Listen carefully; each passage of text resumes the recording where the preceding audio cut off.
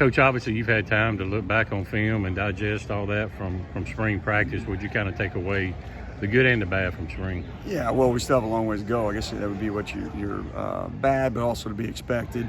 I thought it was good to see some of the guys. You get into live football.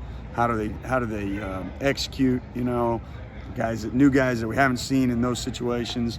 Are they willing to pull the trigger, put their body on people, fly around, and play with the intensity we need them to do that with.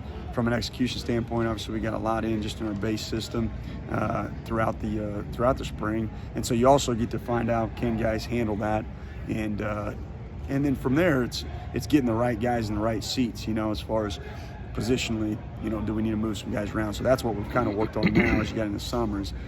Moving pieces around, hopefully where they fit better overall. Any position changes or any tweaks? Oh, really just the safeties. We moved around some guys that maybe in the spring played boundary safety, moving them a little bit more to field safety.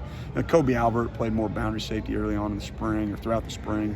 He's been more field safety. That probably fits his athletic ability more. Chris Keys flipped more from field safety to boundary safety now. So we just kind of reversed those guys. And I think that's been a good change, for both those guys. Heard Coach Arnett mention a couple of times during spring practice that obviously he loves the 3-3-5 system, and it's a system you're used to. But he said, hey, if we got to tweak some things and we need to go 4 down linemen because we're better there, we'll go there. Your thoughts on that?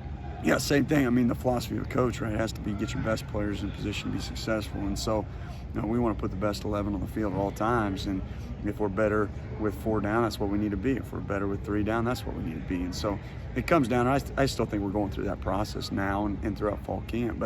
And some of that's dictated by the offense too, personnel-wise. But ultimately, the biggest thing is that you put the best players on the field and give them a chance to be successful. I guess if I told you this time a year ago that you would get Jaden Crumedy back, obviously you didn't want to miss him as much as you did last year with the injury, but to get him back for a 6th year, just how much of a boost is that for that D-line? It's tremendous. I mean, all you got to do is the film doesn't lie on that, or the stats don't lie. Go back and look when he came back off his injury and just how much better we got, from that.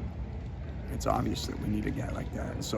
And then you add his experience too, that part of it. That's hard to quantify, the leadership and all that, but it's very apparent when you flip on the film.